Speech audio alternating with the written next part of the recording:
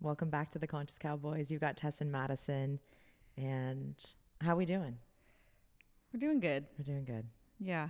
Coming to you from different sides of the couch. Yeah, it feels great. Switching it up. I like it. Yeah. It's funny because when we take photos together, somehow we always end up on the same exact side every single time. Yeah.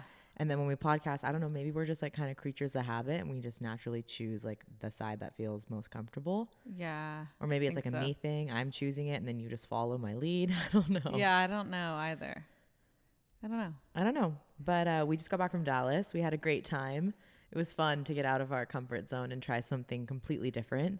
So for context, we went with a friend of ours who is a muralist. She asked us if we wanted to help her paint. And Madison and I are not painters. No, we're definitely not painters. And I have to say that I am not only impressed with our can-do attitude, but also with our painting skills in general. Like, I feel like we crushed it. Honestly, it was shocking how well we did. Yeah. Agreed. I didn't think that I always have like gotten down on myself saying like I'm not a creative person or I'm not good at drawing or I'm not good at painting because freehand, like I just don't feel like I have those ideas of like what I want to paint. Mm-hmm. But what this felt like was a real life coloring book. So Lauren had the design, she chalked it all out and we just basically filled it in for the most part. I mean, there was like a few things where we had to like do it. Yeah. But that made it like that took a lot of the pressure off and it actually was a lot of fun to go out and paint and do something new. Yeah, agreed. Yeah, we have some funny stories from it. Go ahead. I mean, first off, I feel like anyone can relate that when you're traveling and getting out of your comfort zone, that weird shit happens. Like it just naturally happens. Yeah, you almost have to just kind of prepare for shit to go wrong per se, you know, like just right. I don't want to say wrong and like, oh, it was horrible. Different than planned. Right. Yeah. And I think that how Tess and I were trying to frame this like for podcast reasons versus just like sharing all the stories that we had of happenings, we were trying to take away like a message from it. And I think that, and I was even thinking about this when I was getting ready, is that when you're traveling, I mean, not expecting things, like we always have hope, but not having any expectations for things, but we have hope for what may or may not happen. And then also like realizing that we're in control of like our person. So like even when there are things going on around us or things that we don't necessarily vibe with, like this, we are a safe space.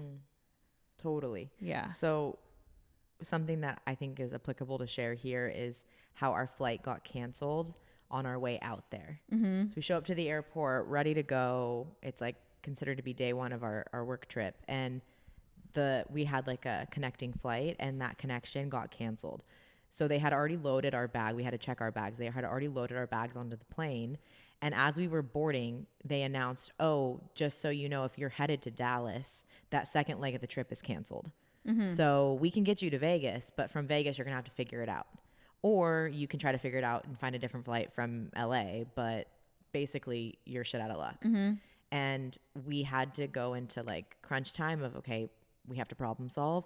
But what I felt really grateful for is that we were able to stay really level-headed about the situation and the lack of control and like, okay, well, this is not at all what we had envisioned for our day. Right. How do we make something great happen here? Right. And it was interesting because we had something that we could compare our calmness to. Like, obviously we think that we're calm, but we have never felt so calm because there was chaos within one of the workers, which I actually like just forgot until right now.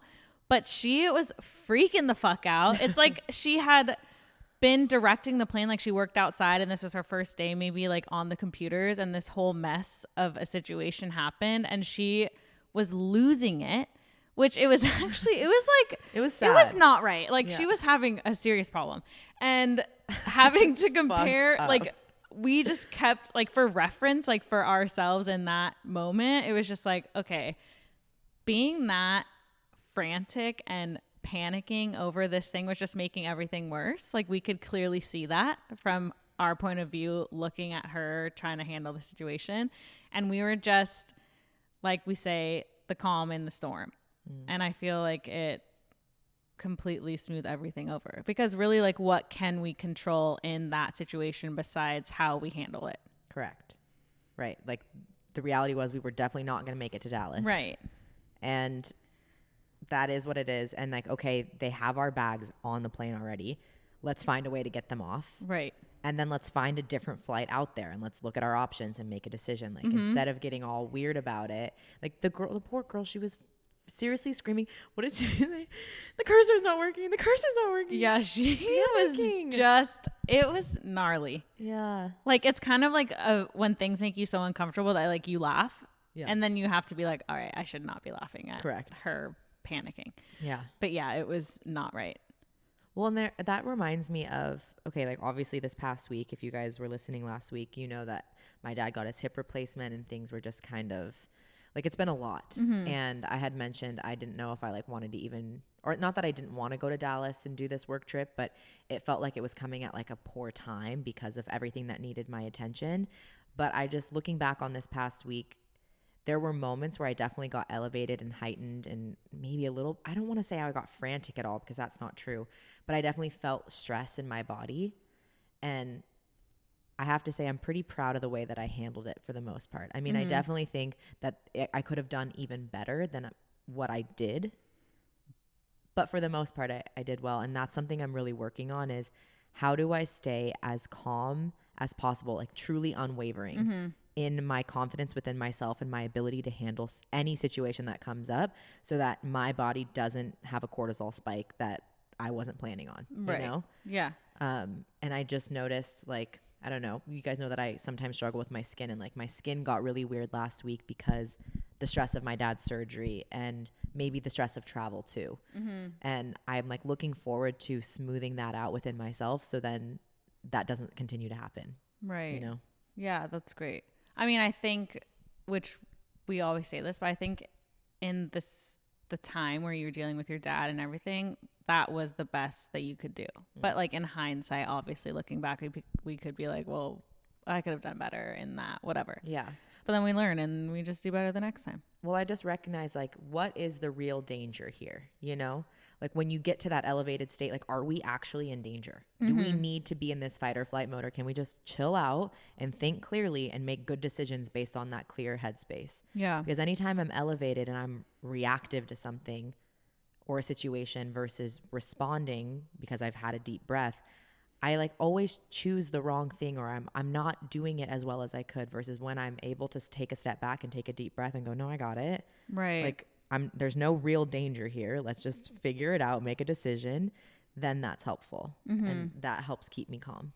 Yeah, I even think about that in conversation with people of just like being less reactive. And I am typically someone who observes more than I react to things. Ain't that the Typically. truth? Jeez, yeah.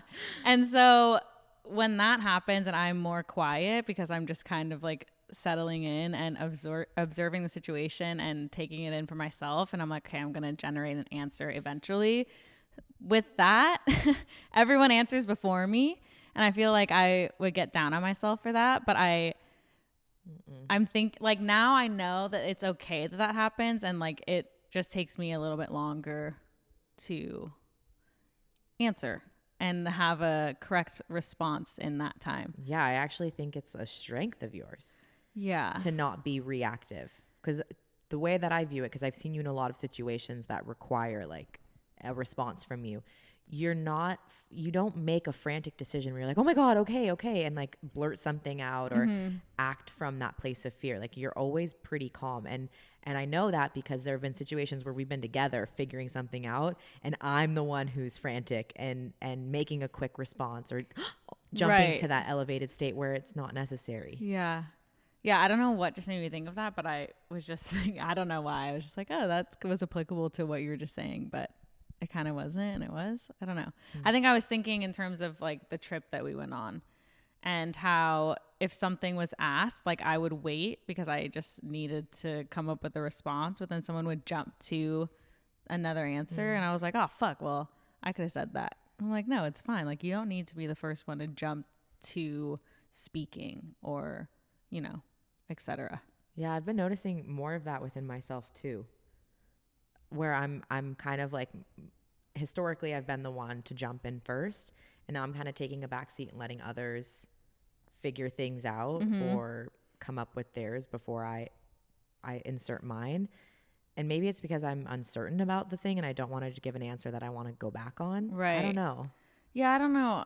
Because I feel, I don't know. I feel like typically it's like seen as like a good thing if you're like the first person to answer something that's asked of you in a conversation, you know? Like it looks like, oh, they're confident and they like have it going on.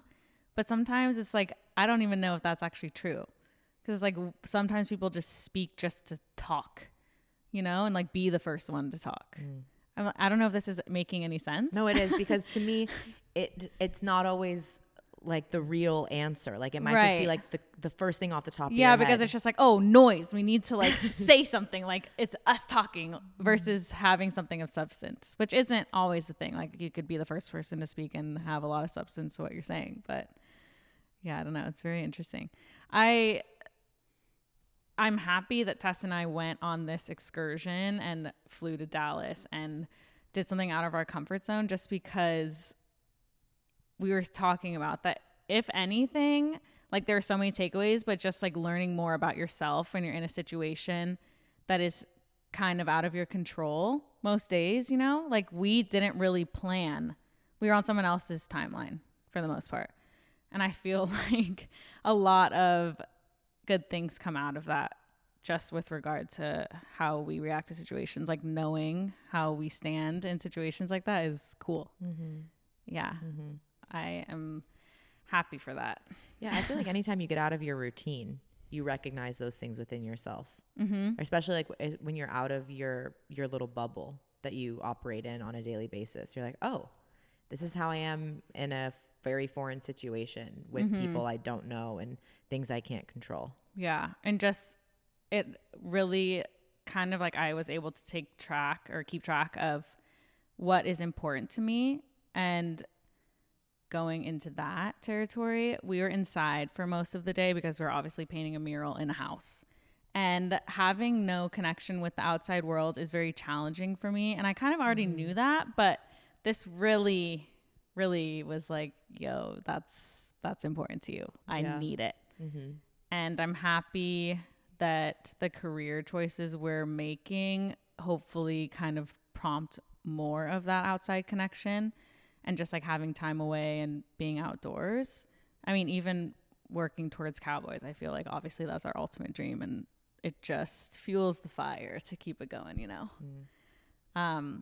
But yeah, that, and also being so consumed by the work that you're doing where it feels like you're just surviving is challenging, which obviously I think that's challenging for everybody, but it's such like this work that we did in Texas was like a stark contrast from what we usually do, because I feel like we're independent contractors and we have a lot of free time for the most part, and our schedule is all over the place versus like being indoors working for 8 hours straight.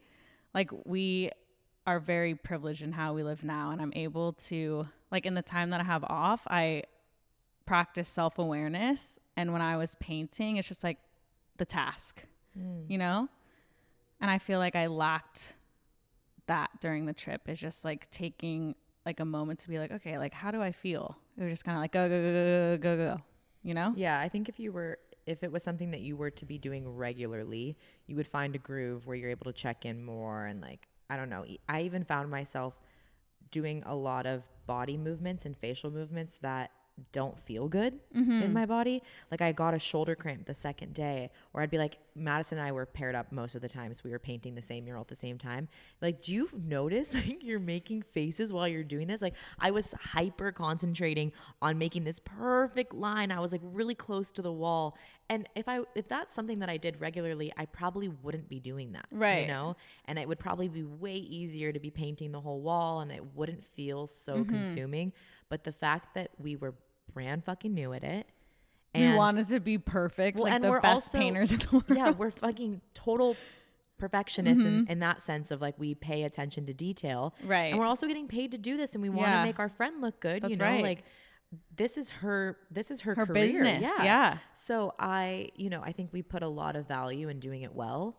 And I mean, maybe if we had done it multiple times, we would find like ourselves in a more relaxed state, and it wouldn't be, like I said, as consuming. Yeah.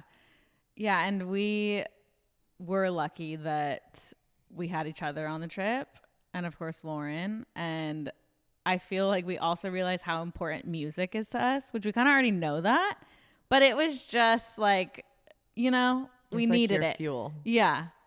Yeah. It was just because I also feel like it prompts movement in our body that feels like really good and natural. So it's like, it's relaxing too. But I don't know if I've made the connection. Like I've always thought music was important, but even more so as I get older, I'm like, I like have to have it. It sets the mood so much. Yeah. And it is such like, I really do obviously appreciate silence too. Like maybe more than the common person, but I do need music just to kind of like get things flowing within me. Yeah. There's a lot of things. I learned quite a lot. And I was able to journal last night for the first time. I should have brought my journal, but I didn't, and that's fine. Yeah, I feel like it's maybe good sometimes to just be like living it and then process when you get back. Yeah. Yeah, sometimes. But I feel like we have to share like funny things that happened. Okay. Like let's talk about the bugs. Okay. So this is out of our control and even out of Lauren's control. Of course. So we're not blaming anyone No, for this anything. doesn't have anything to do with anyone. It was just like coincidence. But there was, I think it would be dramatic to say that there was a ladybug infestation, but that's what it felt like, because we were sitting on the floor one night after everything. We're like getting ready for bed, and we look up on our bedroom ceiling, it was kind of like an A-frame house. Yeah. So the ceiling was pretty high up, and in the ridge line of the A-frame, there was just like bugs galore, it seemed. And I was like, what is that? Tess is like, do you guys see that? And I'm like, what are you talking about? Like we're tired. And she's like, there's bugs on the wall. And I'm like, dude, there's not. And we look up and I'm like, there are fucking about 10 plus ladybugs on the ceiling, which are like, so not harmful, but Well, at first, I mean, I have kind of bad eyes. I haven't maybe talked about this, but I need LASIK like bad. I hope I'm a candidate. I need to go to the eye doctor and see if I'm a candidate, please and thank you. Like I hope. You for sure are. But I don't know. Some people aren't and they have bad eyes. But anyways, sad. I was like, I can't see what kind of bug that is, but I can see that there are little black dots up there. And can someone please confirm that this is a bug and B, harmless? Yeah. But yeah, and then so yeah, we had a bug infestation. That's that. But it's just like so funny. I feel like sitting on the opposite side of the couch, I'm like, that's the thumbnail. I am figuring out how to sit, but I am really appreciative, obviously, of Tess, because I feel like we always talk about how we would love to make up our own language just to be able to talk, but we were so delirious. I don't know why. We were like on another level, and we just like communicate in noises at this point, like we were just being weird as fuck. Yeah. Which I love a lot because I am so serious a lot of the time, but it's amazing. Truly. We just started doing weird shit, and I'm like, is this because we've been inside for all day without much human contact? For sure, because we were inside all day painting for however many hours, Yes. And then we were like stir crazy. Like we were kids that were like stuck inside the auditorium when it was raining one day or something. And we were just like being freaks. Yeah. We needed like to get outside and get some movement in. Like it's truly like that, like children where you're like, okay, you need to go outside and play. Yeah. Oh, also that reminds me is that we decided to take a Pilates class one of the days, and the class is at 7 a.m. in the morning. And so we're like, okay, typically your new client, you get there 10 minutes before class starts. So we got there 15 minutes early and we Ubered, and it's about 30 degrees outside with a wind chill that makes it feel like it's 15. And we're wearing shorts because we're always wearing shorts. And it was literally the drama that was transpiring like the entire trip. I feel like being dramatic sometimes it's just like really funny, and it helps lighten the load of like bullshit. Yeah. But we were standing outside, and it was so windy, and it's dark, and we're in a foreign place. We're waiting for the Pilates instructor to come. He didn't show up until 2 minutes before the class started. So we're outside for 13 plus minutes in this windy ass place. And Tess is literally, she's like, all right, guys, we got to get behind this column. Like there's less wind over here. And she was being so dramatic. She rolled up in a ball and like ducked underneath the stairwell. It was like, you guys got to get low. We got to get low. And I'm standing there. I'm like, okay, I got to carry this group right now. Like, they're not having a good time. And Tess, like, I wish you could see. Like, so cold. She was literally just like, I can't even make it. She was being so dramatic. No. Like, we were in Antarctica. Like, it was hilarious. I wish that I could have recorded the whole moment, but damn. She was crouching. She was looking at me like she wanted to literally kill. Like, I had this idea of, if you're not, like, as an instructor, right? You see the roster. You see that there are 3 new people. You would show up before class. Correct. Like, that's what we do. Yes, that's what you would do. Yes. You'd be like, all right, I need to get there. These people have never been here before. I need to show them the studio. I need to make sure that, you know, I talk to them about their injuries or whatever. And this guy, I thought for sure he was going to no-show. And then in my head, I was like, well, then we're going to have to call an Uber and wait another like 15 minutes for someone to get here to pick us up. And I just kept like thinking about, oh my God, how am I going to get warm? Like, I actually feel so cold. Like, it was a bone chill. Like, it was freezing cold. And then I was telling Tess, because usually I am such a baby when it's cold. And she was like, how are you keeping it together? And I was like, well, first off, you and Lauren were so cold. I was trying to keep up the team morale, you know? I was like, I got to be the strength of this group right now. And also then I thought, okay, we can't control this, but I know that this is probably only 10 more minutes of my life. So we'll just get through it. You know, like, we'll just send it. But what's funny is, I don't know how many weeks ago, maybe 2 weeks ago at this point, maybe a little longer, I did a cold plunge, like where you submerge into 40-degree water. And that was not nearly as intense as this was. Like, right. And I don't know if it's because I had mentally prepared myself, like, okay, it's going to be cold and you're going to breathe and be fine. But in that moment, like, my body was hurting standing out there. And I'm like, I'm not happy. Yes. And I know I'm about to go do a hard workout. And it's like, me standing here in the chill was just, I mean, I know. it's really it caught nothing us to off complain guard. about. And it was also like before 7 a.m., which was actually like 5 a.m. California time. So it was a lot. It wasn't, but it's also like in the long run, not a big deal at all. And it's also but laughable during that I it got. was just iconic.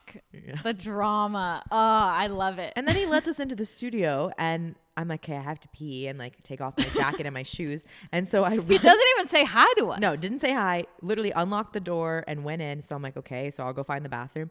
And as I'm going pee, and I flush the toilet, I can hear him starting class. And I'm like, Tess wasn't even there. What? Like, dude, give me 1 minute. He's like, all right, 2 Red Springs, 5, 4, 3. I'm like, oh, shit. I feel like we were going on a ride. I was like, whoa, here goes the roller coaster. And the bus is fucking leaving without me. Fully leaving.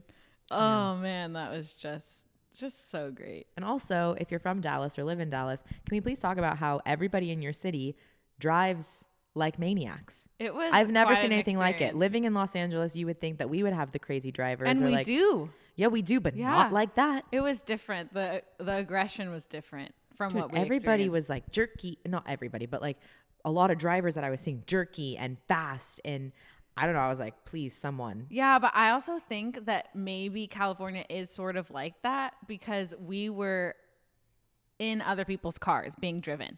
You know, like there were very few rides where we were like, oh my God, we feel so safe. But like usually in California, we're driving, you know, versus like being in Ubers. Okay.